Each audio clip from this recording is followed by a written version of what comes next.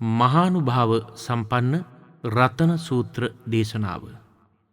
සක්වල වැසි සියලු දෙවි දේවතාවුන්ගේද සහභාගීත්වය ඇතුව බුදුරජාණන් වහන්සේ විසින් දේශනා කොට වදාළ මෙම මහානුභාව සම්පන්න රතන සූත්‍ර දේශනාව එදා විශාලා මහනුවර ඇති වූ රෝගබිය, අමනුෂ්‍යබිය, දුර්භික්ෂබිය දුරු කිරීමට උපකාරී විය.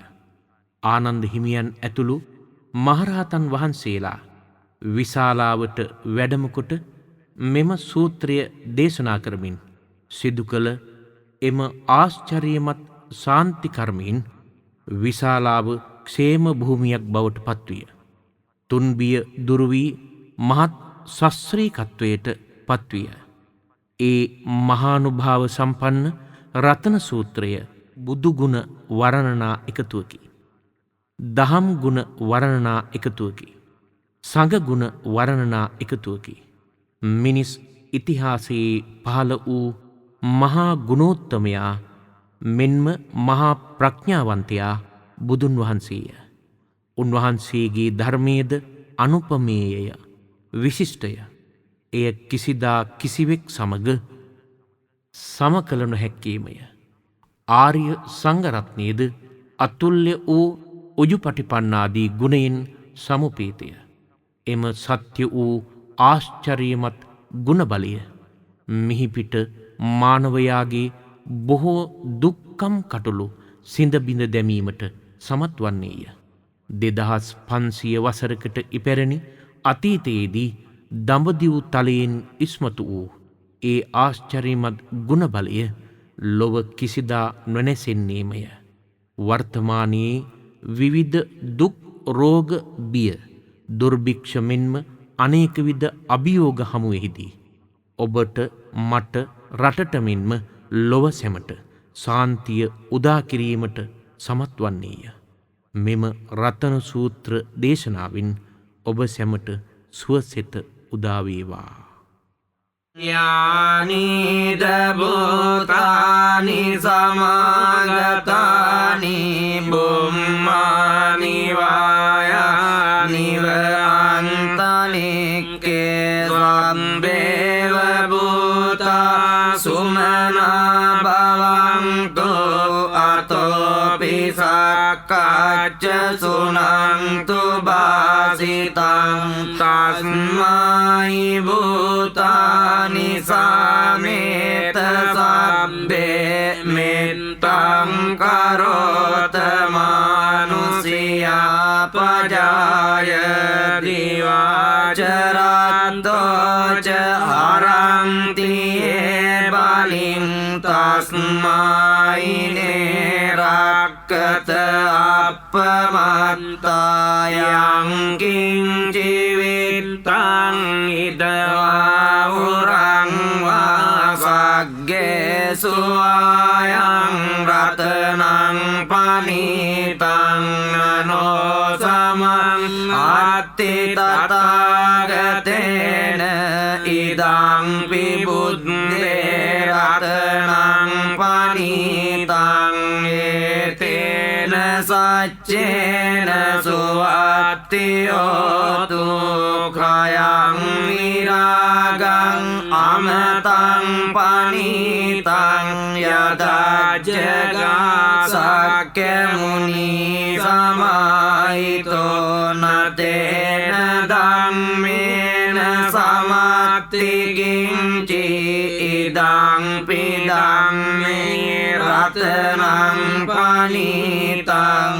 ඒතේන සච්චේන සුවත්තියෝතු යං බුද්ධ සෙට්ටෝ පරිවන්නයි සුචින් සමාධිමානං තරිකං යමෝ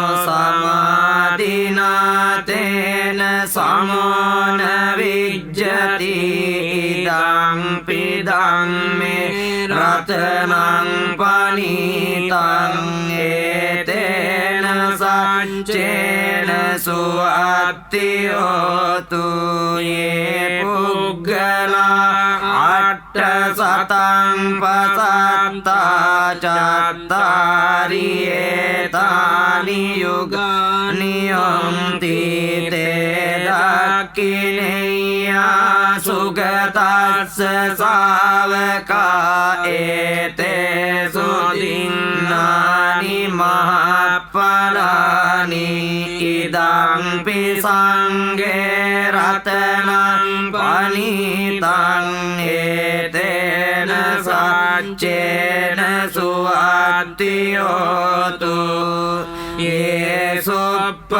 යේසුප්පයොත්තා මනසාදල්ලේන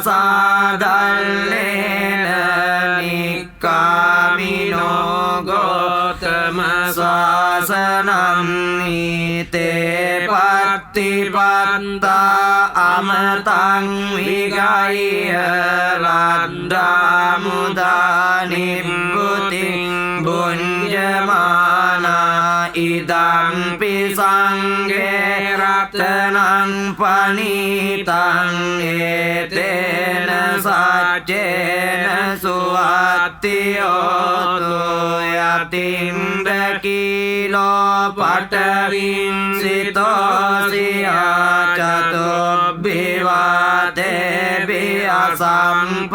අසම්පකම්පියෝ තතෝපමං සම්පුරිසං වදාමියෝ ආරිය සත්‍යානි අවෙච්ච පස්සති ඉදං පිසංගේ රතනං පනිතං ඒතේන සච්චේන සුවත්තියෝතු ආරිය සත්‍යානි විභාවයන්ති ගම්බීර පඤ්ඤේන සුදේශිතානි කිංචාපිතේ හන්ති බුසප්පමත්තාරතේ භවං අට්ඨමං ආදියන්ති ඉදං පිසංගේ රතනං පනිතං ඒතේන සච්චේන සුවත්තියෝතු සහවස්ස දස්සන සම්පදාය තයසු ධම්මා ජහිතා භවන්ති සක්කාය දිට්ඨි විචිකිච්ඡිතං ච සීලබ්බතං වාපි අදත්ති කිංචි චතෝවපායේ ච විප්පමුත්තෝ චචාවිඨානානි අබම්මෝකාතුං ඉදං පිසංගේ රතනං පනිතං ඒතේන සච්චේන සුවත්තියෝතු කිංචාපි සෝකම්මං කරෝති පාපකං කායේන වාචා උදචේතසා වා අබබ්බසෝතස්ස පටිච්චාදාය අබබ්බතා දිට්ඨ පදස්ස උත්තා ඉදං පිසංගේ රතනං පනිතං ඒතේන සච්චේන සුවත්තියෝතු වනප්පගුම්බේ යතා පුස්සිතග්ගේ ගිම්මාන මාසේ පඨමස්මින් ගිම්මේ තතෝපමං ධම්ම වරං අදේසයි නිබ්බාන ගාමින් පරමං නිතාය ඉදං පිබුද්දේ රතනං පනිතං ඒතේන සච්චේන සුවත්තියෝතු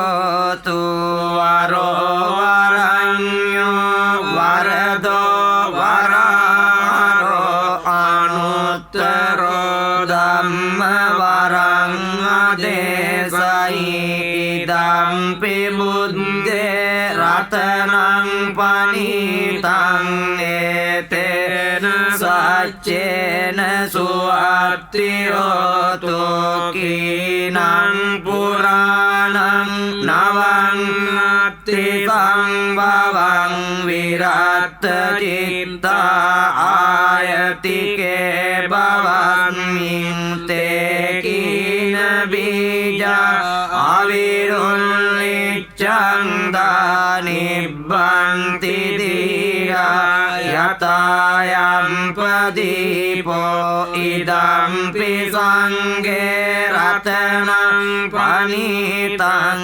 ඒතේන සච්චේන සුවත්තියෝතු යානිද භූතානි සමාගතානි බුම්මානි වායානිව අන්තලික්කේ තථාගතං දේව මනුස්ස පූජිතං බුද්ධං නමස්සාම සුවත්තියෝතු යානිද භූතානි සමාගතානි බුම්මානි වායානිව අන්තලික්කේ තථාගතං දේව මනුස්ස පූජිතං ධම්මං නමස්සාම සුවත්තියෝතු යානිද භූතානි සමාගතානි බුම්මානි වායානිව අන්තලික්කේ තථාගතං දේව මනුස්ස පූජිතං සංඝං නමස්සාම සුවත්තියෝතු